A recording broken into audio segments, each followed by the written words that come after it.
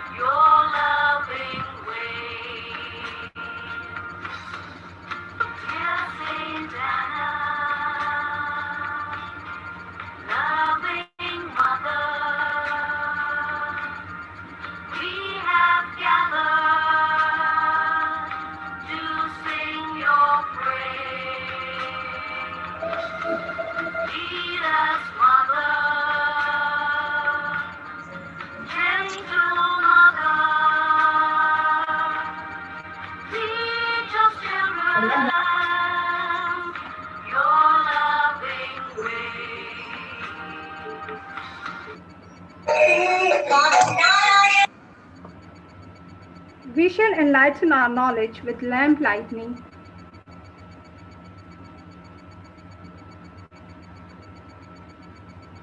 Now, I would like to invite Ms. Brahmarashri, Madam, to welcome the gathering. Madam, please.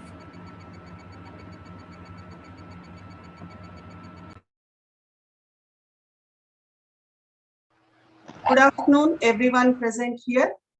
On behalf of the institution's Innovation Council, which is a part of Higher Education Institute, Chairperson Dr. Sister P. Amruta, Co-Chairperson Dr. Smita Asthana Ma'am, IQAC Coordinator, Dean Academics, Associate Professor, Department of Chemistry, President Dr. V. Venugopal Rao Sir, Head Department of Genetics, Vice President Ms. B. Srikala Ma'am, IQAC Additional Coordinator and NISP Coordinator, Head Department of Statistics, Convener Ms. P. V. Neeraja, Department of Botany, Coordinator Internship Ms. Indira, Department of Business Management.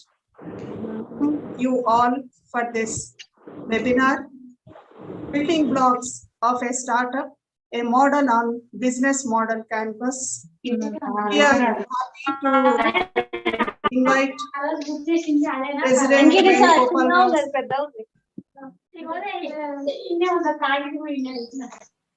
I request President Venugopal Rao sir to join. Can you switch on your video, sir? Venugopal Rao sir? Yeah, switch it on. Yeah. I welcome Dr. V. Venugopal Rao sir, HOD, Department of Genetics, and currently the President of IIC. Sir is heading the Innovation Club, Startups, Incubation, and IPR, and currently he's a research coordinator in research projects and institutional policy of research and managing editor and Questa, online journal of the college. He did his MSc PhD in genetics from Usmania University, and he was awarded with the doctoral thesis, Genetic Effects of Inbreeding in Population Groups under Different Socio-Cultural Environments, under the guidance of Professor J.S. Murthy, Department of Genetics, Usmania University. To his credit, Professor Venugopal Rao sir is heading the Department of Genetics and supporting internship, innovations, research, so many areas, and his contribution is very significant. Currently, he is the editor of IUP Journal of Genetics and Evolution. He was also the group coordinator of Biotechnology and Research Council member of ICFA University. In the past, he was also a prominent member at ICFI Institute of Science and Technology, ICFI University. He was the founding member of the Department of Genetics and implemented the subject as a restructured course at graduation level in 1988. He was a chairman board of studies in genetics under autonomy during 91-94. He served as a member of expert committee to revise the syllabus of genetics. As a faculty in workshop, he conducted several programs for teachers to enhance their skills in the area of life sciences, bioinformatics, and he also acted as a nodal faculty in AIDS awareness program sponsored by APSAC, Government of Andhra Pradesh. He taught biotechnology for graduates and is an experienced teacher. He also worked on deputation with ICFI University. To his credit, Professor Vedugopal Rao sir has 32 research publications, 3 books. He was also awarded with St.Ann's Research Award 2016 for his contribution in science and research. I welcome you, sir, with green greetings. Kindly accept our green greetings, Dr. Vedugopal Rao sir. We are grateful for your presence. We are delighted to have Dr. Vedugopal Rao sir on our workshop on business model canvas, currently the head department of genetics and president of the innovation committee of institutions innovation council. I welcome you, sir, on behalf of IAC internship committee. Thank you for your kind words, Brahmara. A nice introduction. I'm also very thankful for your green greetings. Very enlightening good afternoon to all of you. It should enlighten all of us. Today's honorable speaker, Mr. Joy Epen, founder of Bright Camp, organizers of the event, and my colleagues and participants, I am very happy to note that Internship Committee of IIC St. Anne's College is organizing a workshop on business model canvas with the theme Building Blocks of a Startup. There are 5 essential building blocks in my opinion.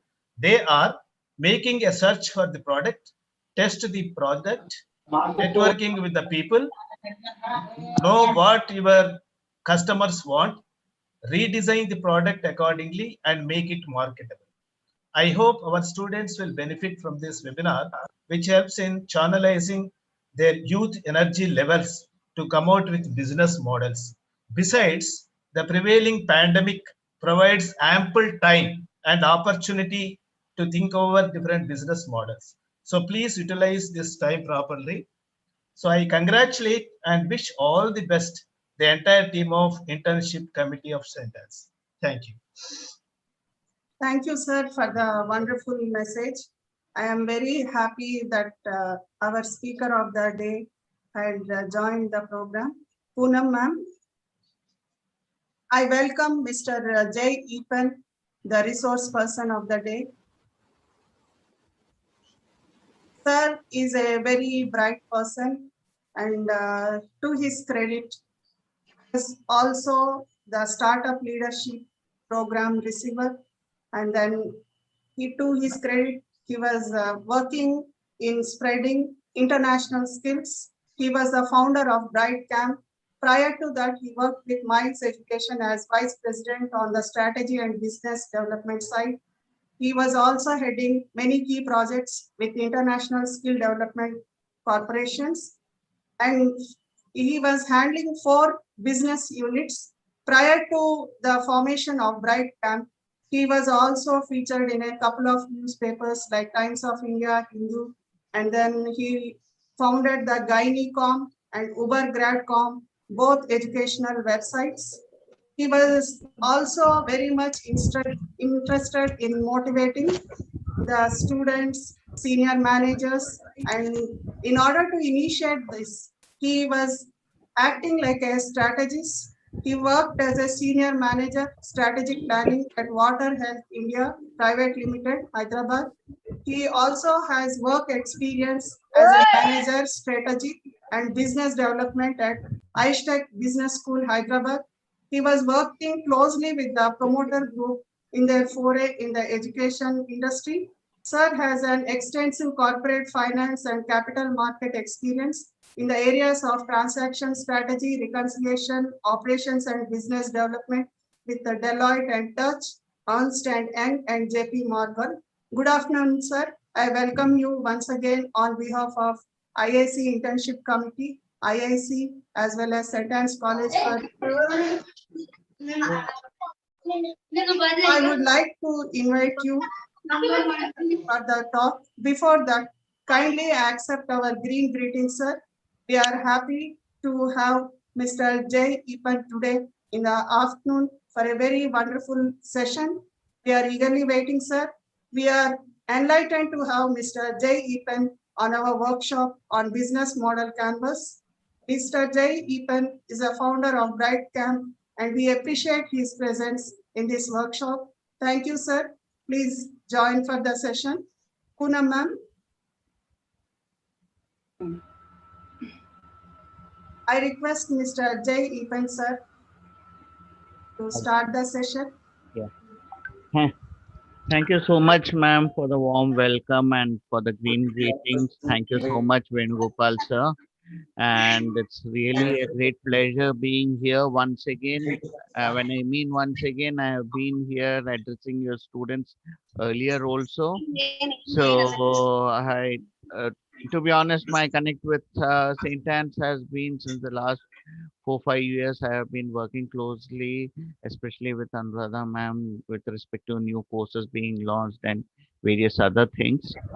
So that ways I know the institution pretty well, and as I have been in the startup world for quite a while, so I thought that this would be a good opportunity for me to go ahead and share my experiences with the students as well as you all, so that at least you all get to know in terms of startups how it is going to be and what the journey is and what are the basic things which is required.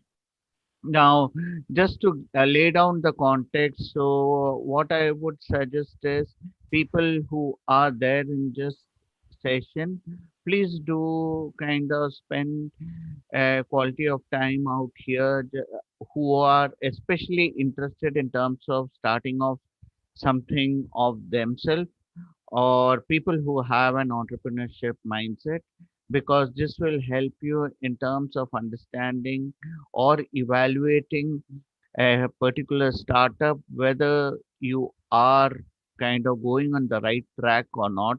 So the business model canvas by and large is nothing but a canvas that you will draw out to understand and to evaluate whether to know whether an idea is worth pursuing or not. So what happens is most of the time we as individuals we come across a lot of ideas, or probably we do have certain ideas which we would like to pursue.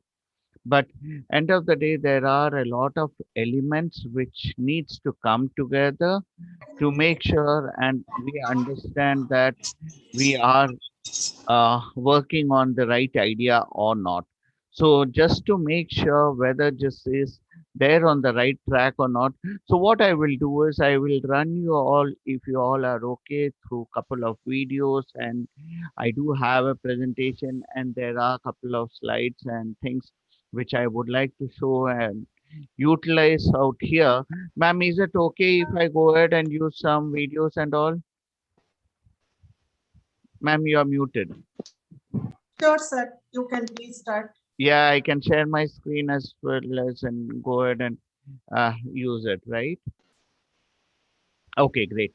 So, what I will do is just to lay down the context and make sure that we have a quick idea of what a business model canvas is. I will quickly run through a video, and this video will help us quickly understand what business model canvas is.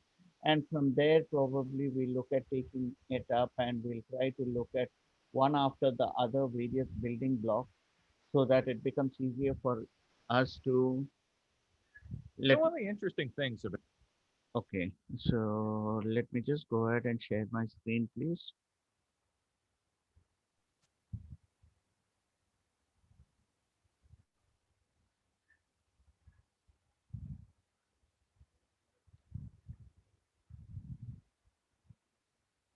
about thinking about a startup is, how is your company going to be organized? And what we now know is the most efficient way to think about all the pieces, just all the parts, is by a business model. And so the next question is, okay, Steve, you just told me to think about a business model, but what is a business model? What are all the pieces? Well, let's take a look. And a business model is how a company creates value for itself while delivering products or services for its customers. Now, if you think about it, in the old days, we think about how to organize a company around functional organizations. We think, no, a company is about its sales department or its engineering department, and you would draw an org chart. But now we're going to draw a very different diagram. We're going to draw a diagram of how to think about all the pieces of a business. And so let's take a look at these 9 boxes. 9 boxes to describe any company from the world's largest to a 2-person startup starting in your parents' garage. Let's take a look at the first piece called the value proposition. The value proposition answers the question, what are you building and for who? The value proposition says, hey, it's not about your idea or product, it's about solving a problem or a need for a customer. That is, what pain are you solving? What gain are you creating? And more importantly, who are your customers? Now, value proposition is a fancy word for what product or service are you building. This is where you normally would list all your features and here's all the speeds and feeds and benefits and whatever. But you're really going to be asking a different question than might have been used to. It's not all about your technology. Your technology is just part of the value proposition. Customers really don't care about your technology. The customer is trying to solve a problem or fulfill a need. By the way, we've been talking about this through multiple lectures. The difference between a problem and a need is, a problem is, I have an accounting problem, or I'm going to use a word processor. And those types of products solve problems. But there are other things that human beings do, like I want to be entertained, or I want to have a date. Those are basic hardwired social, or I want to communicate. Those are problems. By the way, if you can find products that solve needs, your total available market, as you'll see later, is huge compared to I solve specific problems. So the next thing is, who are my customers? Who are they and why would they buy? And as you'll hear a number of times, your customers do not exist to buy, you exist for them. And what you're going to do by getting out of the building is figuring out all their geographic, social characteristics, demographics, such that you actually can draw and put up a picture on your wall of who the archetype is or who the persona is of your customer. And it turns out that in most startups, you might have more than 1 or 2 or 3 types of customer archetypes and personas, but you need to understand them in detail. And there is no possible way you could have anything but a hypothesis on day 1 of who they are. The next is channels. How does your product over here get to your customers over here? And we use distribution channels to do that. Now, what's really interesting is pre-1990s, the only channel to get to a customer was a physical channel. That is, you went to a store, you had salespeople, there was physical distribution. But since the mid-1990s, in the last couple of decades, we now have virtual channels, the web, mobile, cloud. And so distribution channels, the first question you want to ask is, how will I be selling and how will I be distributing my products? Are they through physical channels, or are they web mobile? Or even today, almost every physical channel also has a web presence. What is the relationship of how your product gets from your company to the customer? Customer relationships is kind of the fourth piece.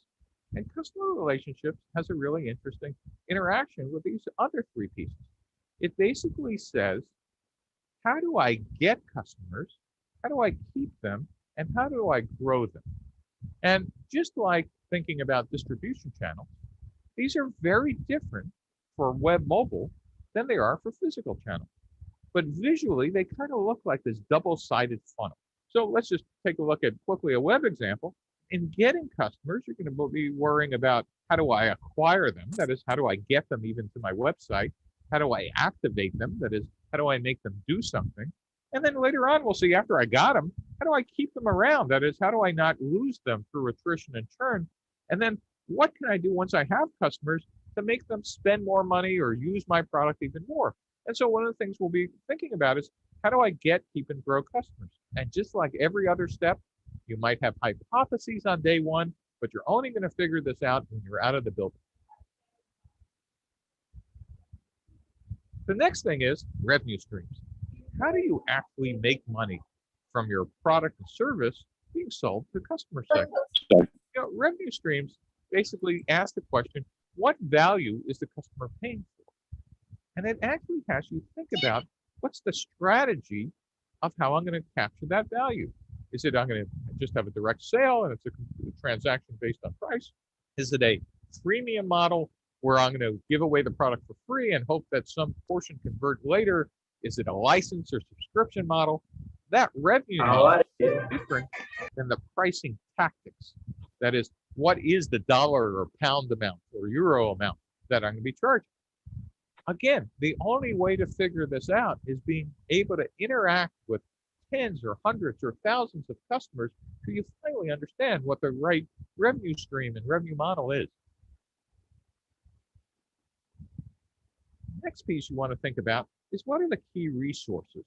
What do you need to make the business model work? What assets are important? What's an example of an asset in a key resource? Well, finance. You need capital. You need a line of credit. Some assets and resources are physical. You need physical plant, like a manufacturing line. You need specialized machines. You need vans and for delivery. You need cars. Is there something else you need? Is there intellectual property you need? Is there patents you need to acquire or protect? Do you need to acquire customer lists? Or is it just that you need to get great people, great software programmers in a specific area, or great hardware designers, or great manufacturing people? And then finally, again, the interaction between intellectual and human capital that's another key resource. What specifically do you need to do to keep these people, and who are they? The next piece is, who are your key partners and suppliers? And partnerships are kind of interesting, is we need to ask ourselves, before what's the deal, what exactly are we acquiring from partners? And also, what activities are they going to perform and when? And this is where startups sometimes make a mistake of thinking, well, large companies do partnerships. I guess I need those too on day one. Turns out the types of partnerships you need in year one are certainly not the ones you're going to need in year 3 or 5 or 10. And the types of partnerships could be strategic alliances, joint ventures, just regular suppliers and buyers. And so you need to be thinking through who they are and actually getting out of the building and testing them. Next are key activities. What's the most important things you need to do for the business to make the business model work? Are you in the production business? Are you making something? Or are you in the problem-solving business, like you're doing consulting or engineering? Or are you managing supply chains? What are the key activities you need to become expert at? And then finally, all this adds up on the left-hand side. Here, the cost. What are the costs and expenses to operate the business? One of the interesting things about cost is it's not just the obvious, or buildings or materials. What you're really going to be asking are, what is the entire cost to operate our business model? So you want to think about what are the most important costs you need to think about? What are the most expensive resources you need to pay for? And what key activities are the most expensive? You want to ask the typical accounting things. What are fixed costs? What are variable costs? Are there economies of scale? And you want to start getting a good handle on what it is that will end up costing.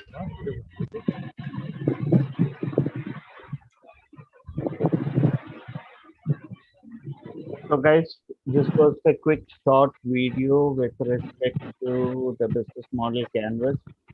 So the entire thing has been kind of captured and it has been kind of shown in a short video, but what I would suggest is, like, let's not look at winding up things here, but rather than that, let's look at going deep dive into the various elements or by the way, are you able to recollect in terms of how many grids were there?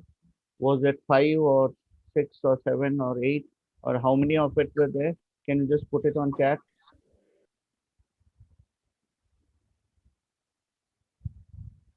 So about nine blocks were there, right? Yeah. Okay, somebody already answered it. So about nine blocks were there. So these nine blocks are very, very important for us to visualize and understand. So it's not a easy thing that, okay, fine, I talk about an idea and all of a sudden out of the blue we say that, okay, fine, let's discuss it out in 5 minutes or 10 minutes. We start putting together the building blocks. No, this needs a lot of thought process. We need to start, look at kind of having a reasonable amount of foresight in terms of, okay, fine, how things work and what it is. So what we'll do is gradually over the coming close to an hour or so, we'll look at going ahead and taking up one block after the other and look at discussing that so that we get a much more fair, bigger idea in terms of how to kind of go ahead and uh, kind work on things. Now, before that, I just wanted to kind of run you guys through one particular slide so that you get a fair idea in terms of how to start off a business and what are the key elements, how things goes in. So when you look at starting off any particular idea or probably looking at bringing together certain things.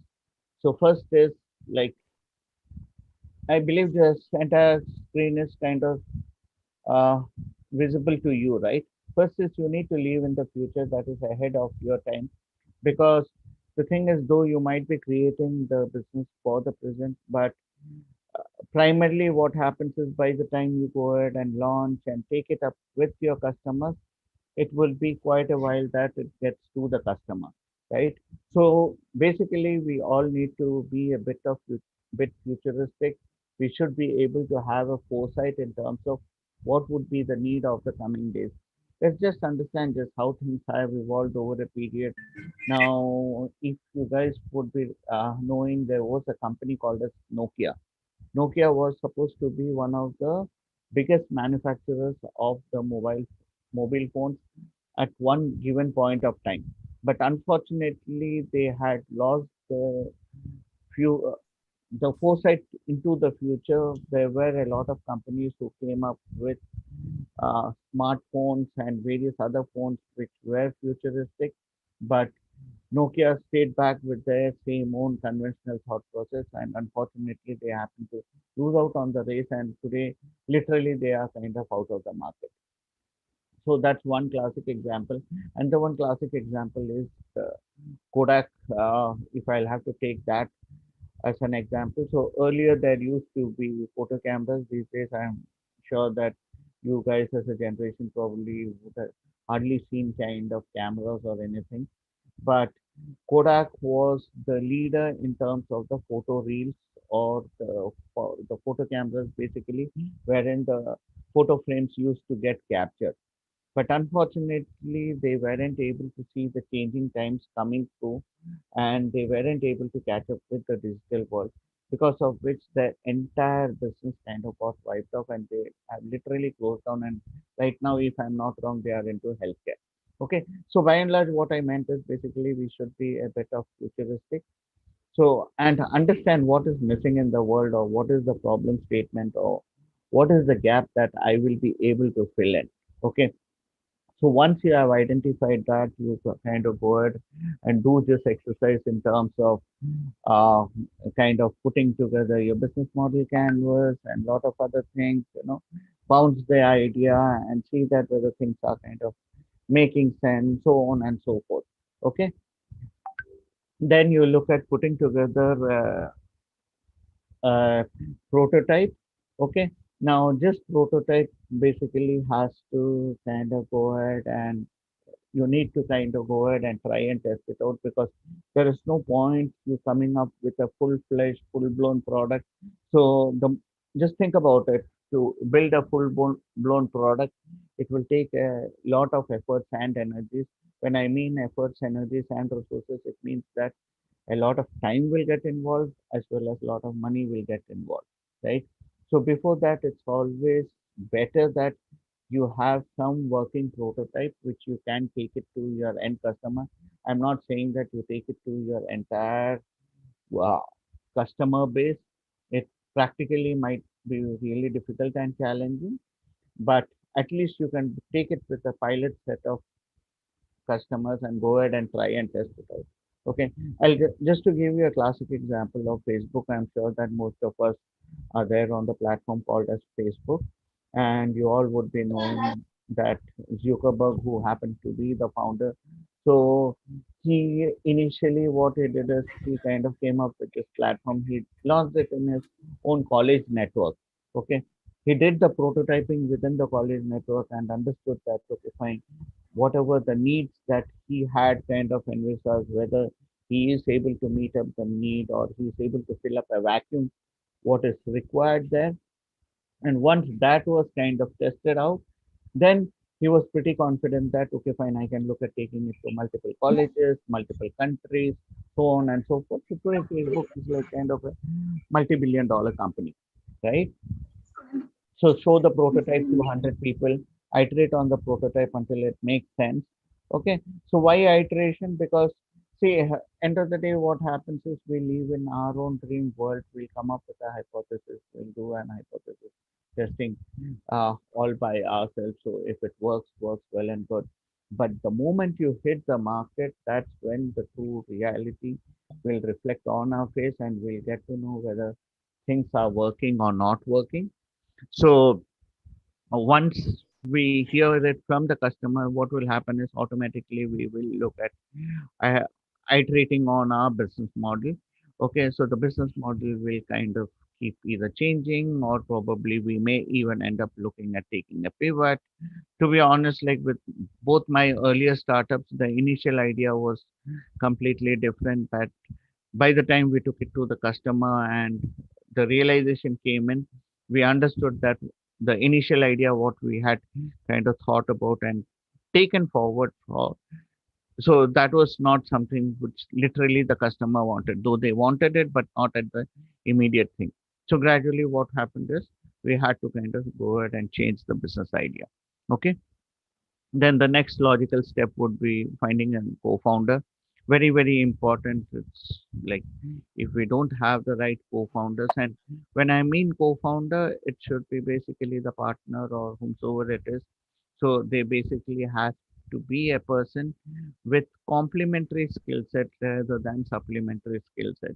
So I'll just quickly help you understand what do you mean by a complementary skill set or a supplementary skill set. So complementary skill set is nothing but people having, uh, say, if I am coming in from the business side and if I am planning to use a technology platform, so in all likelihood, the co-founder should be a person coming from a tech background. So that would be the ideal mix rather than I looking out for people from the business side.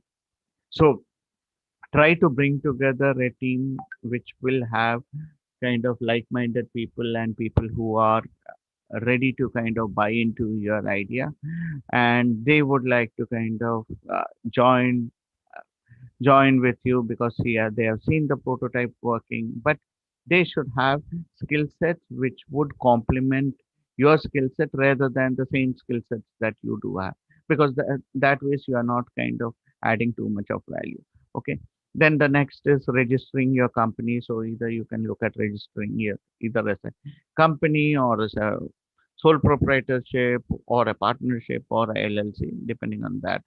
So look out for the initial funding. So initial funding is very, very difficult. So what I would always suggest is look at basically kind of trying to get the money from your near and dear ones or your family and friends.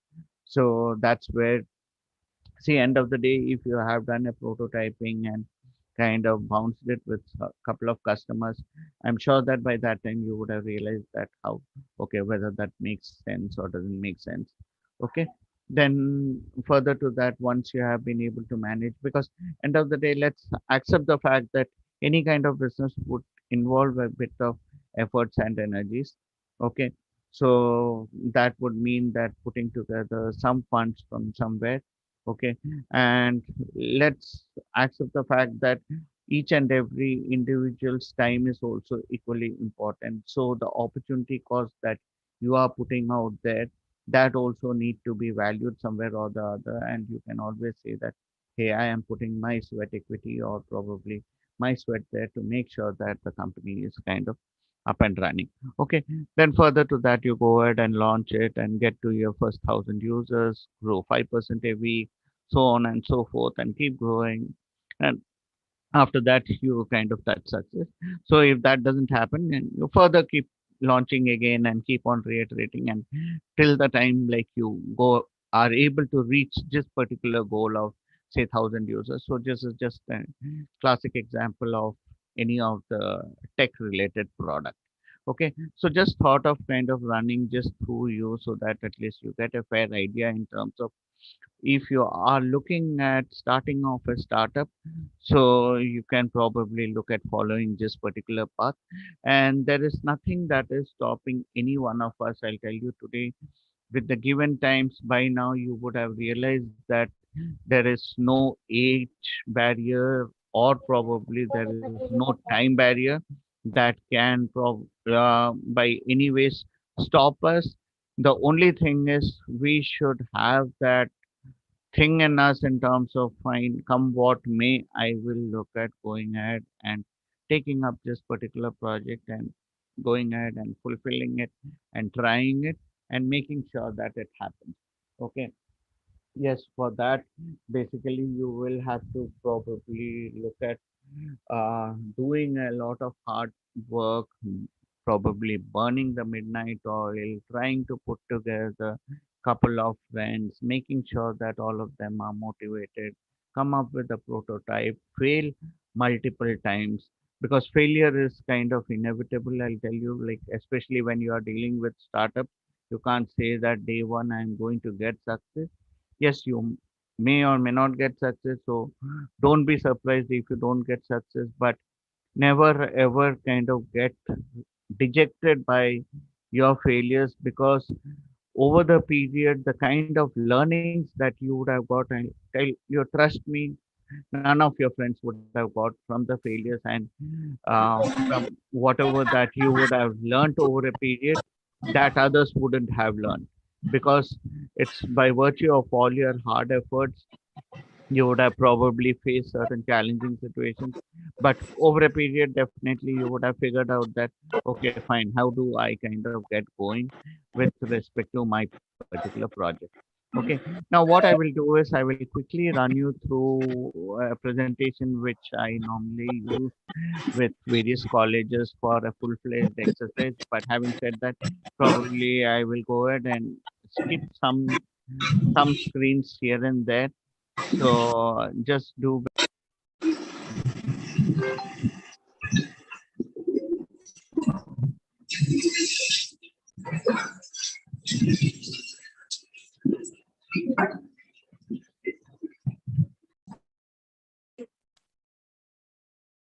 Sir, it is not audible, sir.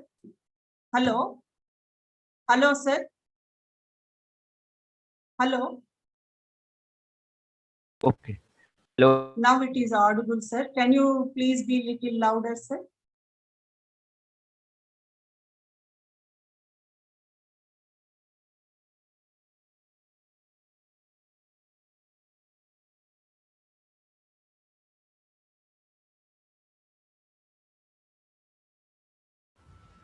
Hello. Excuse me. Yeah. Excuse me. Hi.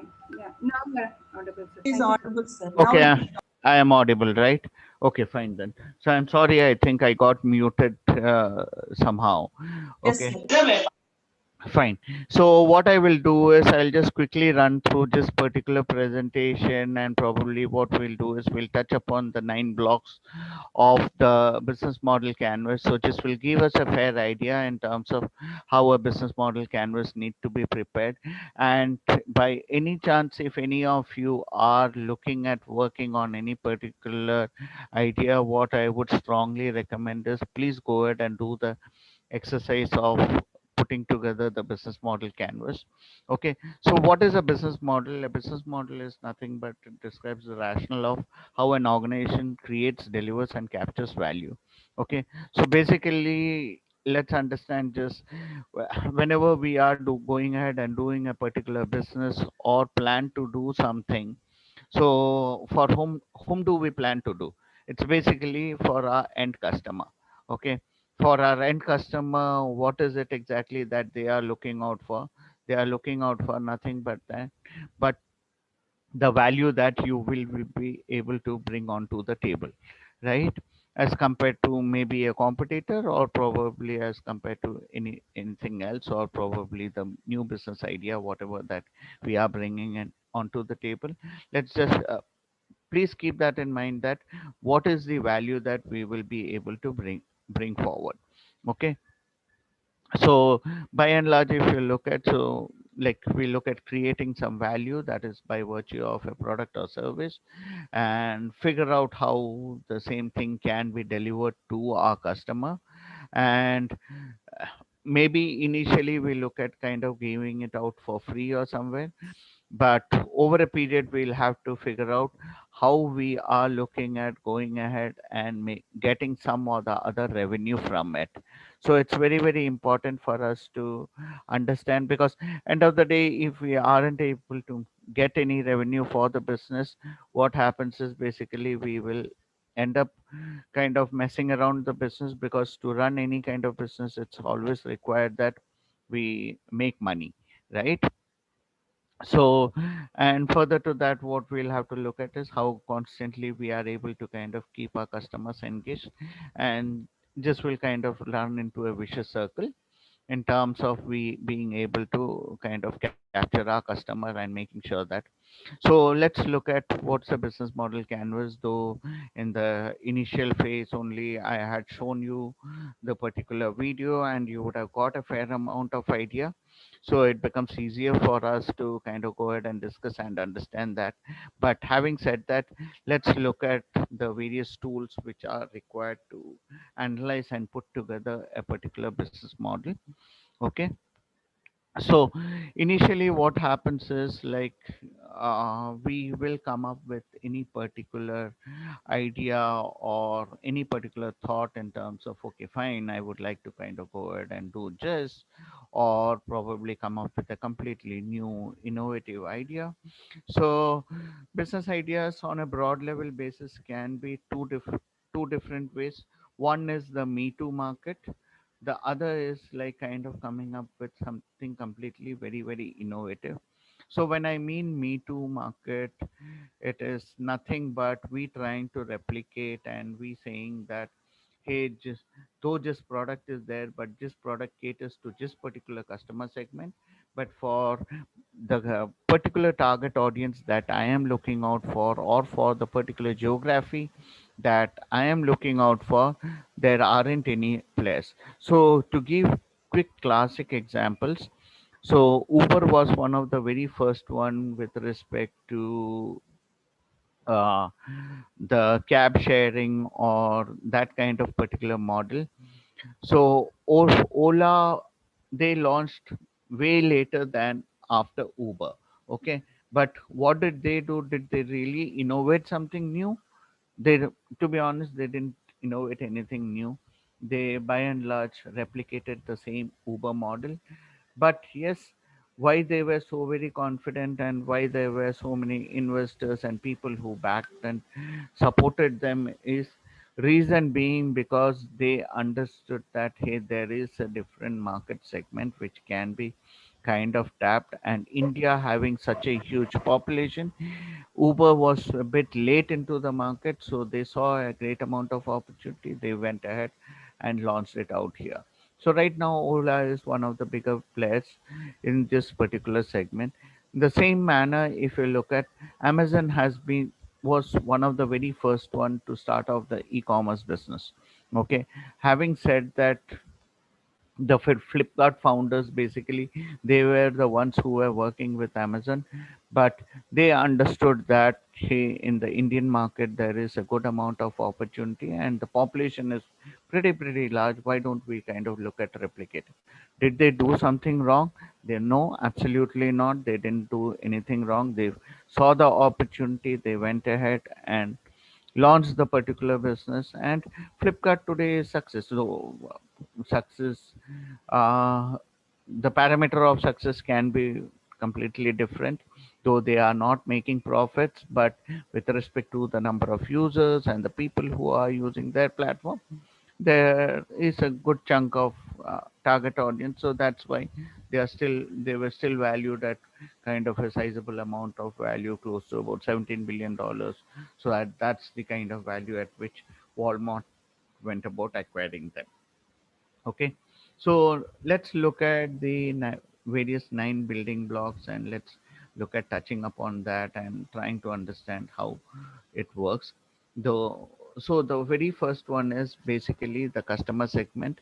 That is, who are the customers and whom are you trying to serve?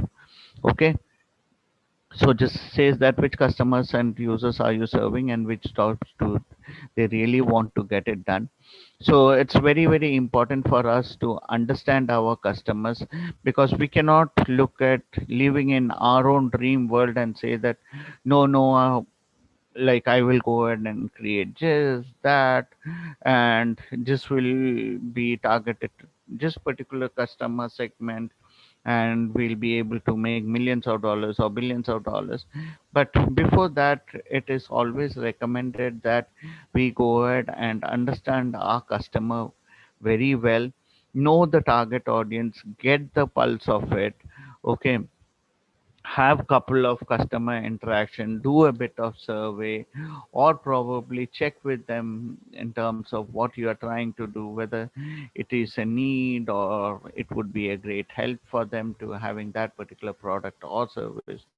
Because these interactions is definitely going to help you in terms of making sure that you are able to bring in the value proposition very clearly out to them. Okay, so once you have bounced the idea and spoken to your customers, then you understand that what are you offering them and what is it that they are going to get done for them, or do they really care in terms of if you come up with something of that sort, will they go ahead and take it? See, end of the day, let's understand just like uh, there's a classic saying and everybody keeps on saying that customer is the king. Okay, and it's not that just like that people go about telling. So there is definitely a strong reason or a rationale why people keep saying that the customer is king. Okay, so it is reason being because end of the day, any business is existent or surviving only because of their customer. And end of the day, most of the time the customers are the ones who would be paying up. Okay, so these paying customers, we if we are a business owner, we'll have to look at valuing our customers lot and make sure that whatever the customer requires, we are going able to go ahead and fulfill that. Okay, so the value proposition has to come out very clearly with respect to, though it might be a me too business or probably it might be a unique business, but if the value proposition is not kind of coming out, then probably you are living in for going in for some difficult times. Okay, so next is, once the value is decided, you will have to figure out what are the various channels that you are using in terms of making sure that this value reaches your end customer. Okay, so the channel or the medium can be used, either technology or depending upon what is the kind of product or the service that we do have, we'll have to figure out how this value will flow through to the end customer. So today, as we are in the fourth industrial revolution, you all would be knowing that we are in industry 4.0.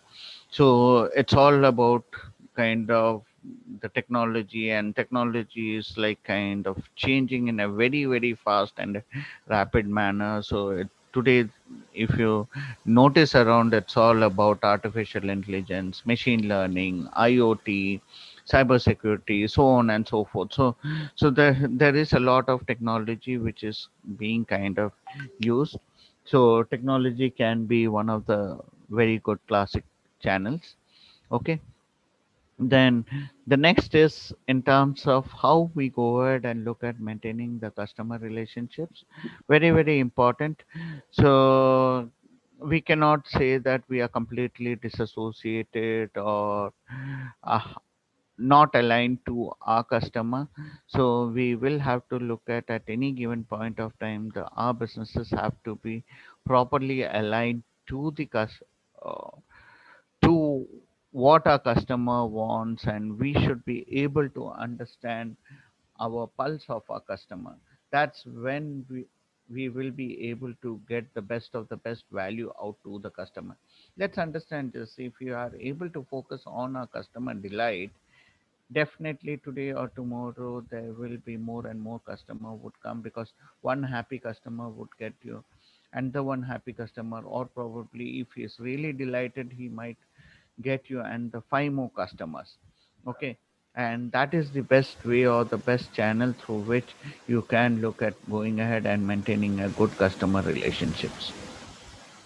Then the next is, for all of this, for the delight that you have been able to give to your customer, which are the various ways through which you would be able to kind of generate revenue or kind of make money. End of the day, let's understand, just for any of the goods and services that we buy from the market or for from any of the place, we have to kind of go ahead and shell out certain money for that, right? And we don't hesitate doing that. Similarly, in the same manner, if we are planning to go ahead and launch any kind of business, so don't feel hesitant or feel bad that नहीं sir मैं कैसे जाके उनसे पैसा मांगूंगा, will they pay me for that? Definitely yes, they will pay you for it, as long as you are able to kind of showcase that, okay fine, this is the value that I am getting on board. And as compared to any other player, or there might not be any other players, if your idea is completely different, you can look at probably asking for a price.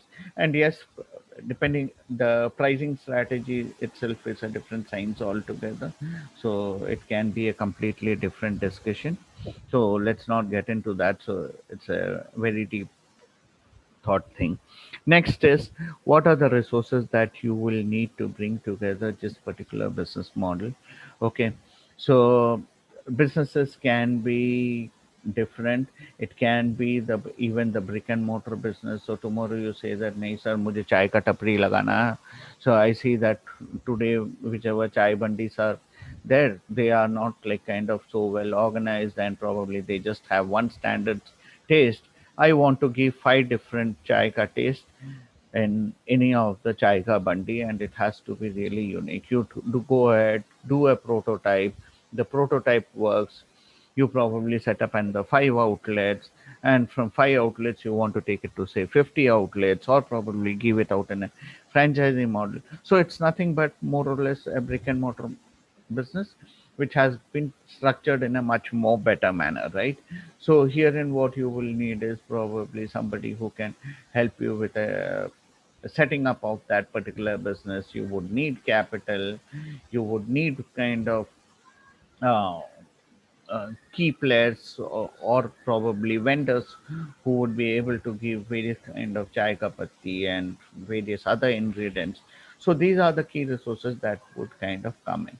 Okay, so the idea of putting together, again I am reiterating, the idea of putting together this business model canvas is basically for us to kind of think through and put together our thoughts in terms of making sure that we have been able to open up our brain cells and understand that what is what, and whether we have been able to see through the entire business. Okay, next is, what are the key activities that we need to perform to make sure that the business is a success? Okay, so say if the example that I used in terms of putting up a kiosk wherein say tea is being served. So what are the key activities? Okay, so the key activities is basically I making sure that the procurement is done, the supply chain is like kind of there in place.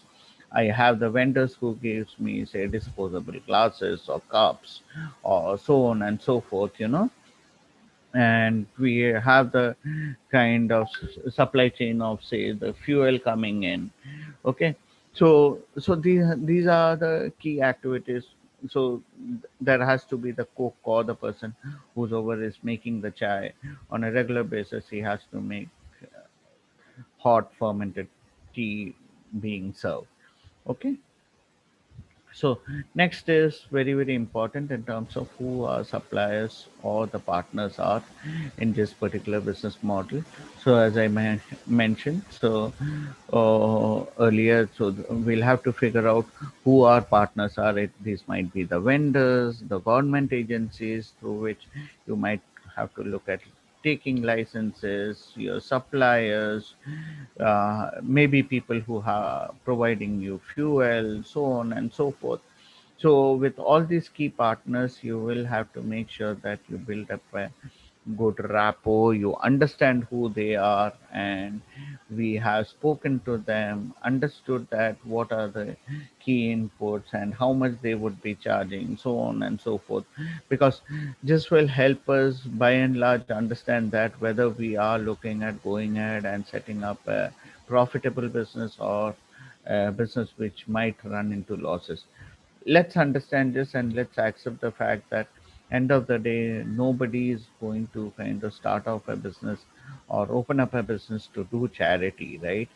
End of the day we are looking at setting up a business which would be kind of self sufficient, which will be able to make profits, and these profits will help us in terms of leading us to the next level. Okay, and for that we'll have to make sure that we are able to put together all our calculations in such a manner wherein the profits over a period is able to we are able to kind of make sure that we are able to make it a profitable business by ensuring that the revenues is over and above the costs. Okay, the last but not the least, we'll have to make sure that the cost structure is understood with respect to what are the various costs. Say tomorrow, if you are planning to set up a tech tech heavy or a tech enabled kind of platform, so on the technology side, there will be a lot of cost which will kind of go in. Say if you don't have an in-house technology team, or probably you don't have a CTO or a co-founder, then probably you'll have to look at outsourcing the entire technology element, and that means basically you'll have to spend money for the programming part, for the UI UX, that is the design part. Somebody has to help you with the database management, putting together the entire database structures are there in place. Somebody has to put together the infrastructure. When I mean infrastructure, it is the cloud infrastructure in terms of making sure that the technology is there in place and your website is not going down or your platform is not going down at any given point of time. So that's one classic example of how technology can be used. Okay, so by and large, these are the nine various things that we have discussed and which we had earlier seen in the form of a video also. Okay, now what we'll do is we'll pick up certain quick examples and see whether we are able to see through and understand how the business model canvas typically kind of works and what are the various things which kind of goes in. Okay, so uh, when you are putting together your business model canvas, so these are the things which has to kind of go in. So typically when we go ahead and do this exercise in a physical classroom, so what we look at doing is like putting together a big chart paper, and we ask the students to go ahead and come up with post-its and with whatever business ideas that you do have, go ahead and look at sticking post-its out here with respect to each and every point that you do have. So the same exercise, what I would request you is, if you are kind of nibbling on to certain business ideas or you do have certain thoughts, please go ahead and do this exercise back at home. There is nothing that is stopping you. It's basically you will have to kind of look at moving your back and getting sure that making sure that you are putting in that extra effort to get this together. And definitely it's worth doing an exercise, because tomorrow you just don't know, it might be a eureka moment wherein you realize that, hey man, my business ideas seems to be kind of working out, and after putting together all my thoughts, I see that definitely my end customer would be ready to kind of pay up for my business idea. Okay. Why isn't my Okay, so let's look at couple of quick examples. Okay, now one classic example is a lemonade store. If we'll have to put it up, say near to a public park, what would be the various things which would kind of probably go in? Okay, so who would be your customer segment? Who they will be nothing but the people who are visiting the park, say near to the KBR park. If you are planning to kind of go ahead and put one up, so that would be your customers. So what would be the value proposition? It will be nothing but cold tasting natural lemonade on the go. And maybe you can look at adding in more flavors with respect to, say, mint flavor, so on and so forth. You can look at kind of going ahead and doing that. Okay, so the next is like, what are the various channels that we would like to use? Probably you may look at having a website which talks about yourself. You can have the booth. So definitely either you will have a small thela kind of gadi, or probably you can look at putting up a small stall which will go ahead and dispense this particular lemonade. So that would be the channel. And again, let's understand this. On a lemonade stall, what is the kind of customer relationships that we do have? So the customer relationship, in all likelihood, it would be through personal touch. So we just make sure that we have a good relationship rapport. We just need to carry a good smile, speak nicely to people, and I'm sure that that should be kind of done.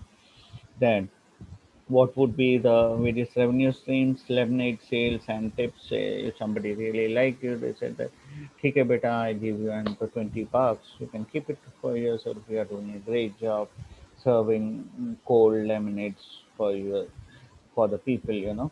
So what are the key activities that will go in? That is making lemonade, marketing and selling. Very, very important. Okay. What would be the key resources? The ingredients, the salespeople, the booth, and the equipment. So why I am running you through all of this is basically for you to kind of get a fair idea in terms of how, when you are preparing a business model canvas, what are the various key things which needs to go in. Okay. So the key partners are nothing but the municipalities. Okay. So finally, coming to the cost structure, it's the salaries or the commission, the ingredients, equipment, and flyers. I think by now you would have got a fair idea. So let's look at Skype. I'm sure that you all would be knowing about Skype. Skype is nothing but, by and large, uh, one of the similar platforms like Zoom, which we have been using, but Skype has been there in the marketplace for quite a while.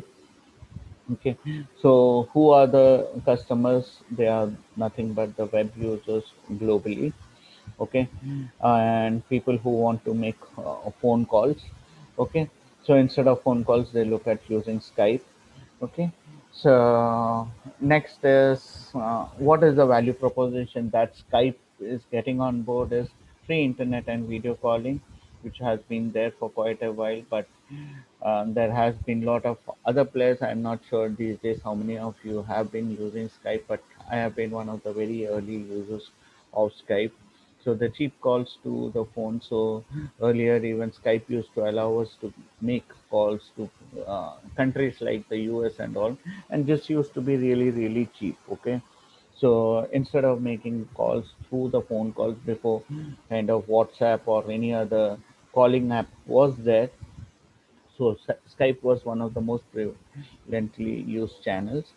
Okay, so what would be the channels? It's nothing but you use their website and headset partnerships that you do have. Okay, so relationships, how do you look at maintaining? So there are mass relationships. So either you look at kind of any kind of push notifications or some other updates constantly going on to their email or their mobile number, and we're trying to help them in terms of understanding that Skype as a platform has been there in the marketplace. Okay, so what would be the key activities? Nothing but the software development.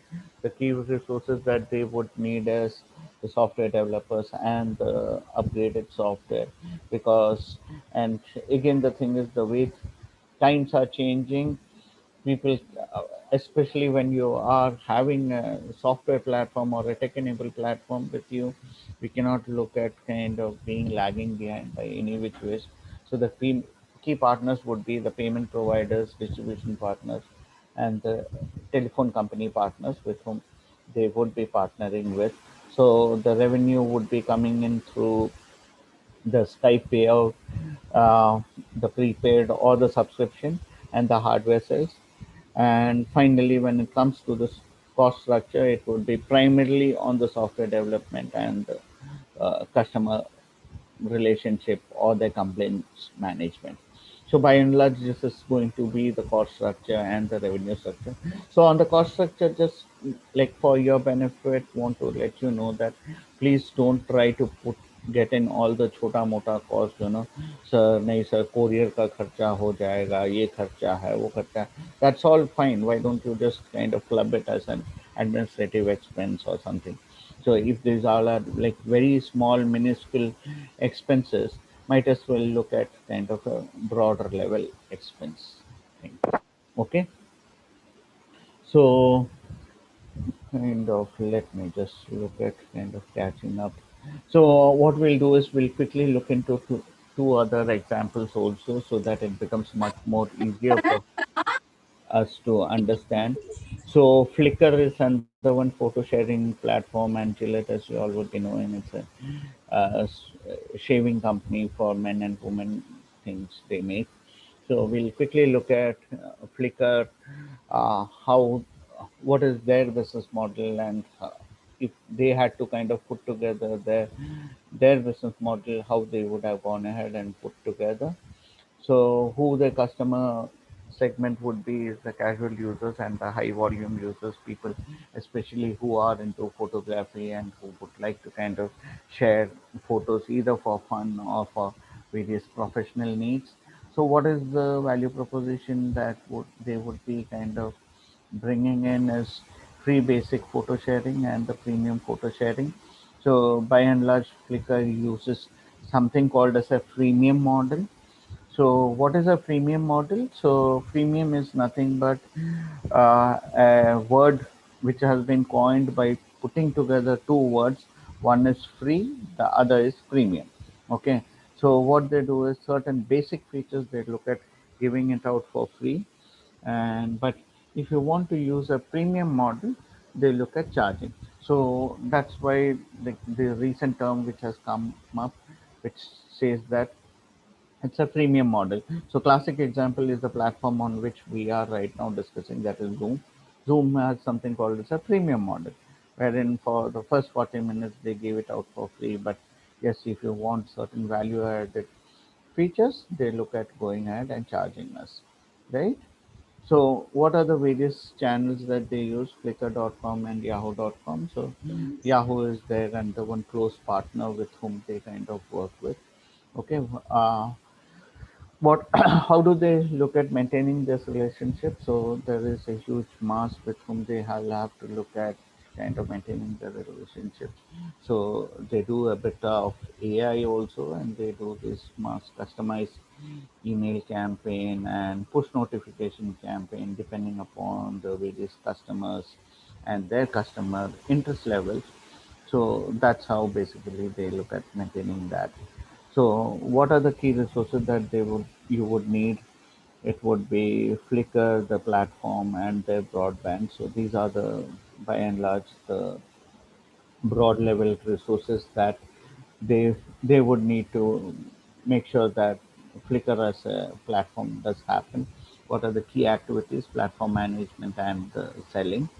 So these are the key activities which is required. Very, very important, because if you don't manage your kind of platform properly, because there are millions and millions of users, then there would be a lot of chaos out there in the platform.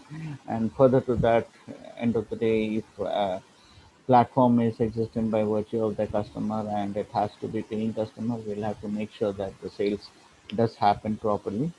Okay, where does Flickr makes their money? Free limited basic account and their annual subscription pro account. So primarily the money comes from the annual subscription pro account. Okay, what are the by and large bigger cost elements? That is for the platform development and the storage cost.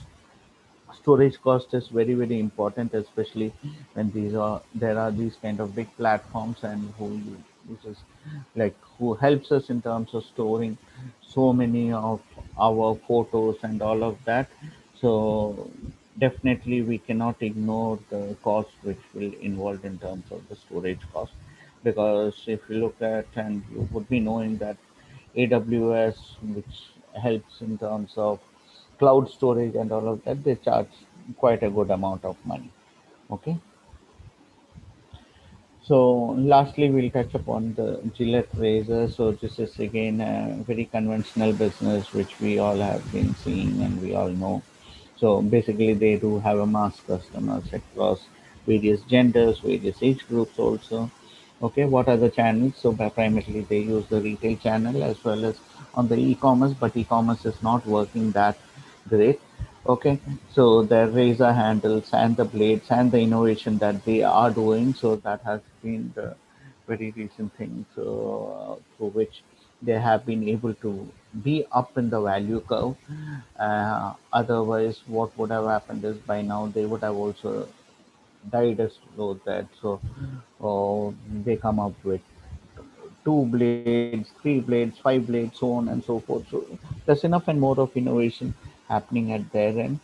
Okay, so how they very classically and smartly Gillette does is, like, they come up with various kind of razors and blades that would kind of just fit into their own device. Okay, so you cannot look at getting in razors or anything from outside and using it in their kind of handles. So it has to be kind of bought from Gillette only. So that way, smartly, they are able to make sure that Gillette customers, once a Gillette customer is always a Gillette customer as long as they are able to keep them happy. Okay. So what are the key resources? Their brand and their patents. So most of the things that they do come up with, they try to kind of patent their technology or their design, and ensure that they are able to kind of get a good share, good market share for themselves, because otherwise, what will happen is the competition will catch up quickly and they may look at kind of eating into their ideas. Okay, so the classic example is the way the Chinese people have gone ahead and captured the market. So the moment there is a new design or there is a new product which gets launched in the Europe or in the West, immediately the Chinese people are very smart enough to kind of catch it up and look at producing in a mass scale. But unfortunate of the given current scenario of the COVID scenario, and also things have changed quite a bit for China, and they have lost out on their market share, which they had, because people are big time boycotting Chinese products these days. Okay. So next is with respect to the key activities. What is it? Nothing but marketing, R&D, and D, and the logistics. So these are very, very key important activities which Gillette as a company has to focus on to make sure that they are able to kind of be on the top. Okay, so their revenue streams are one into handle purchase, so 1x into handle purchase. So that's what it is, and frequent blade replacement. And as I was slightly mentioning to you, so the blades, once they kind of you buy one handle, so you probably will end up using 20, 30, 50 blades for the same for the same handle, and all the blades have to come in from Gillette only. And for the various cost elements, it would be the marketing, logistics, manufacturing, and R&D costs. So with this, basically, I have gone ahead and given you about four classic examples of how a particular business model canvas can be put together, starting from a lemonade store to Gillette to Skype to uh, the photo sharing app. Okay, so that's what it is. What we'll do is we'll kind of stop it here and probably get to listen from you all in terms of if you all have any queries. So let me just see feedback form. Okay.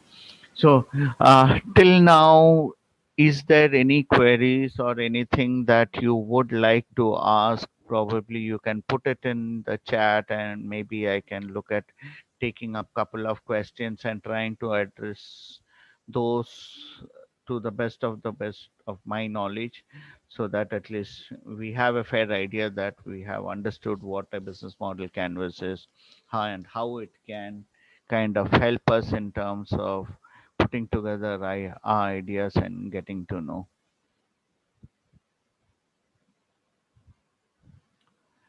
Will any of you have any queries? You can put it on the chat, or probably you can unmute and even ask me.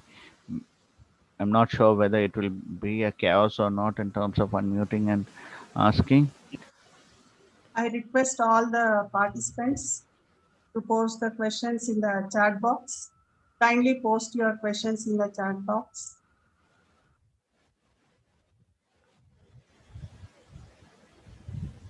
Okay, ma'am.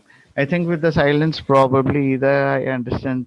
I think that either they all have understood, or probably it was kind of too fast for them to kind of understand.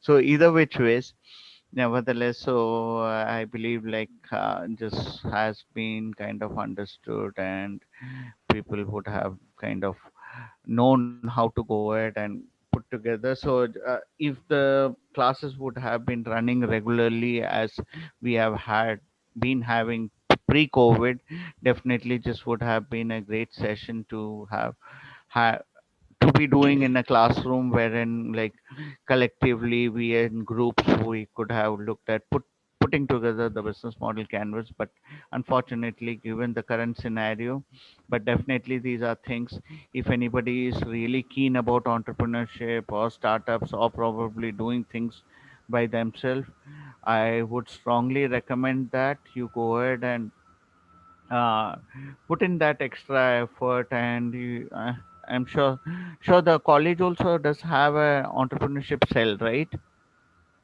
There is an incubator. Yes, sir, we have. We do have lots of activities. Okay, wonderful. So Yeah, the students who are especially looking at pursuing any of their ideas or would like to kind of go ahead and take up their entrepreneurship journey, they can definitely look at putting together the business model canvas and share it with one of you, and maybe try to get your thoughts and ideas. What Okay, so I got one question by Shruti. So, what can be the most important responsibilities to look into it or care for? I am not sure whether this falls under the purview of the topic, and for me to kind of get a fair understanding what most important responsibilities to look into. Okay, so from the entrepreneurship, from the topic standpoint, if I'll have to kind of put together, and if I'm able able to understand just properly, so the most important responsibilities we as an entrepreneur, it is to make sure that first and foremost we are. So, first and foremost, we shouldn't be looking at bleeding ourselves in terms of losing out our valuable money, in terms of spending our money on the idea until unless it is kind of validated properly, it's tried and tested out. Definitely, the chances of failures are there. But what I would strongly recommend is you try to fail fail faster and quicker, and make sure that you are not kind of wasting out on your valuable time and money. I'm not sure whether I answered your question or whether what your question was. Maybe if you would like to unmute and ask, that also should be fine. Shruti.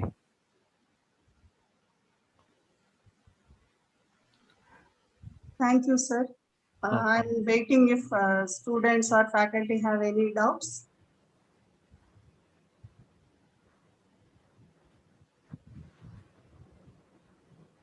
Good evening, sir. This is Shruti. Yeah, yeah. Good evening, Shruti. Tell me. Sir, actually, what I mean is when we start building a career in entrepreneurship, so what are the main responsibilities we should care of? Because we all come from different kind of uh, families and different kind of Right. things around us. So, Okay. what are the main response? Some will be in common for everybody. So, what are the main things to look upon to make sure that we are in the right path, not losing or bleeding Oh, anything? okay. Just as with respect to it's a generic one, it's nothing to do with entrepreneurship, but with a job or a career, right? Shruti, is that what Not you're? only like that, but to start a company or to build something. Okay, so a couple of quick things. One is very, very important is we should be empathetical. Okay, so empathy is very, very important. So if we are empathetical or we do have empathy is when you have empathy basically means that we are able to get the pulse of our customer or any of the stakeholder with whom we are talking to. Okay, so being empathetical is very, very important so that, say, if I am in a customer facing role, if I happen to get into a customer facing role or probably come up with an idea which is more customer facing. So we'll have to make sure that I am able to understand my customer and able to give value to him or her. Okay. If I am not empathetical, if I don't have empathy in me, that means basically I will be living in my own dream world and I will say that मैं तो इतना कर दिया ना यही बहुत बड़ी बात है. That would be the attitude. So that's one thing. Next is our basic value system with respect to our integrity. That it's very, very important that we don't lose out on our integrity and making sure that we are truthful and honest in terms of whatever that we are doing. Okay, and there is nothing wrong in terms of standing up and saying that, hey, I don't know this, or probably like my level of understanding is only limited to this. There is definitely a good set of people who are there to help you in terms of trying to make sure that you rise up in the value curve.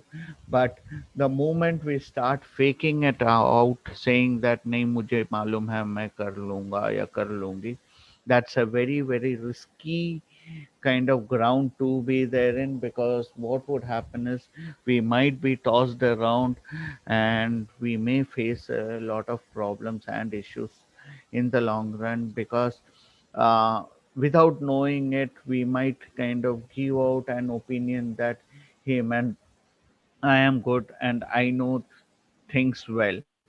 But later on, if it so happens that like they come back asking certain finer aspects of it, and that time if we do go about fumbling and saying that no, I don't know and all of that, it will leave a completely different impression.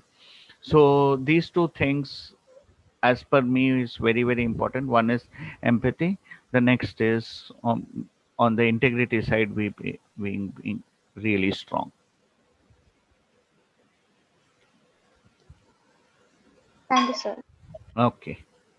So next question, what is it? How to compete effectively with the bigger competitors if we think about starting up with a product already in the market? See, I'm not sure. I couldn't get the name, whoever it is. But yeah, I got your question in terms of, say, if I trying to compete with, say, a Facebook, and I am planning to come up with a product, which is, say, if I am saying that, okay, Facebook is all about the English language, here to cater to the population of, say, Andhra and Telangana. In the local language, there isn't anything, and there is, if I'm able to kind of come up with something to cater to the given set of crowd, I am sure that I will be able to. Definitely, the idea is good, and probably it might have its own value.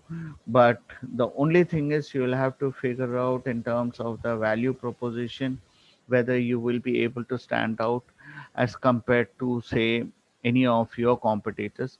Very, very important. You will have to come up with your value proposition, because when you are already saying that there are the bigger competitors or the bigger players out there in the marketplace, and we might end up kind of fighting against them, then definitely it is very, very important for us to make sure that we as a organization, we are able to kind of go ahead and ensure that the value proposition is coming out very, very strongly, and there is a good amount of buy-in which is coming in from the uh, target audience, or the target segment of the customers that we are targeting. I hope I answered that question, and I think that was it. Yeah, great. Sir, any more questions? Mhm. Any more questions, sir? I think I don't see any other questions, ma'am, that needs to be addressed. So whatever was there, I believe I have addressed it, and I am hoping that it was of some decent degree of value to the students, and I hope they have understood. Yes, sir. It was a great presentation. Thank You you. had given stepwise analysis of each segment, and we were able to know through your videos a wonderful planning process which is involved in building a startup. And then definitely it was a workshop on business model canvas. It was so enlightening, enriching. Now I invite Swapna ma'am to take over. Thank you. Thank you, ma'am. Good evening, all. As all good things come to an end very quickly, so is the workshop.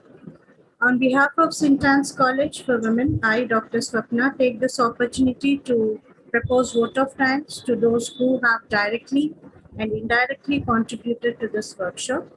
At the onset, I thank our sister principal, Dr. Amrita, for her enthusiastic support.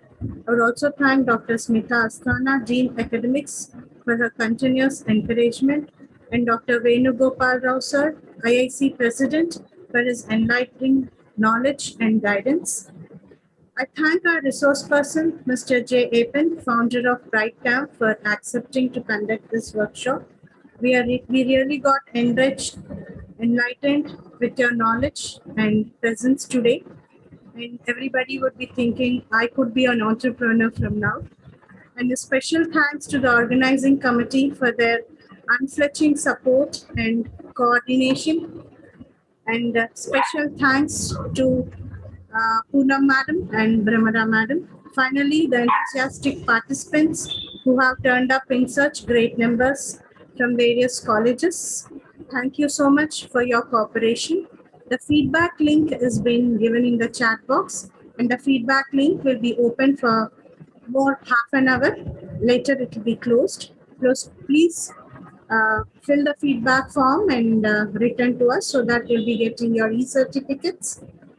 With this warm words, and we move to the end of this workshop.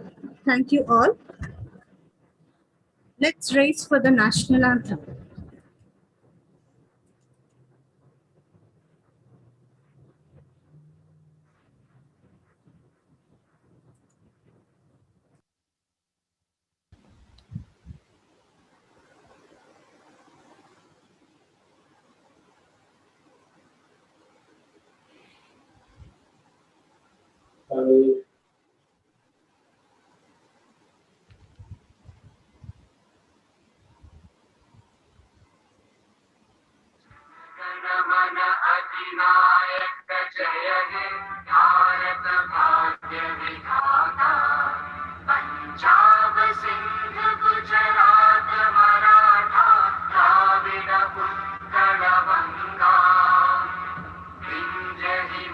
चल यमुना गंगा उज्जल जलधि तरंगा तव शुभ नामे जागे तव शुभ आशीष मागे गाहे तव जय गाथा जन गण मंगलदायक जय हे भारत भाग्य विधाता जय हे जय हे जय हे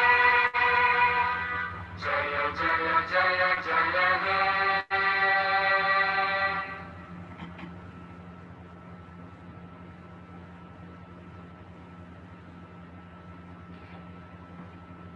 Thank you. Now, Thank you so very much, ma'am, and thanks a lot to all the students to have been such a good audience, and wish you all good luck. thank you Have a very great day. much. Thank you so much, sir. Thank you. Bye. Sir. Can we please take one group photo, sir, please, if you have time? Okay, sure. Sir, Please, please, our students, please kindly switch on your videos please so switch that on. we can take pictures. Please switch on your videos.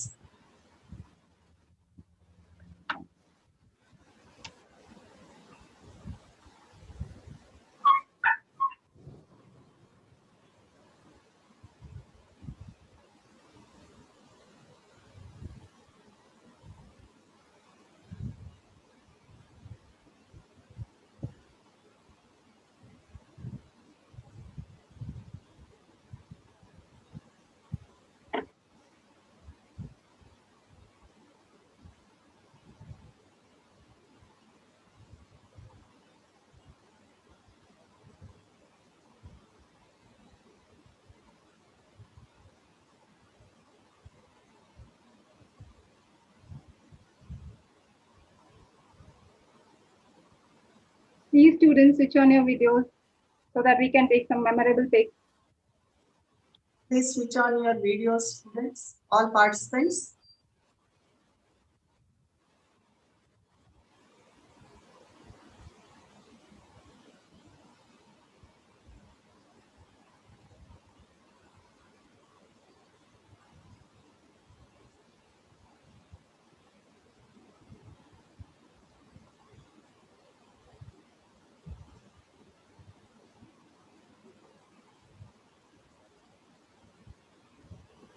Ma'am, can we leave? Yeah, just a minute. We are taking the photograph. I think we are done, ma'am. Thank you so much. Thank you, sir. Thank you, sir. Okay, thank you so much. Good evening, sir. Thank you for joining our institute. Thank you so much for sparing your spacious. Thank you so very much. Have a great evening, ma'am. Thank you, Thanks sir. a lot. Thank you, sir. Good evening. Okay. Shall we end the meeting, ma'am? Yeah, we will end Poonam, ma'am. Okay, madam. I think all of them had filled the feedback form. In case if they have not filled, you have to keep it open for a while. Girls, Half an hour it will be open. Yeah, the link will be open, no, ma'am. Okay. Yes, ma'am, for half an hour. That means till 5 o'clock it will be open. I think you can extend it a little, no, because of power cut. Some students are having power cut. Okay, ma'am. Till 5:30 I Thank will, you. the link will be open. thank you, ma'am. Thank you. Thank you, ma'am. Thank you. We will close the link, ma'am. I hope all girls received the link. Do we need to post again?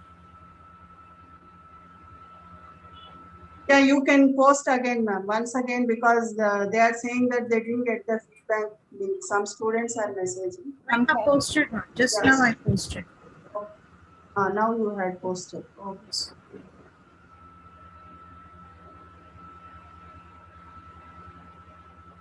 Okay. Now I will end the session, madam. Okay? Yeah, yeah. Please close the link now. Okay, ma'am. Thank you so much. Please leave.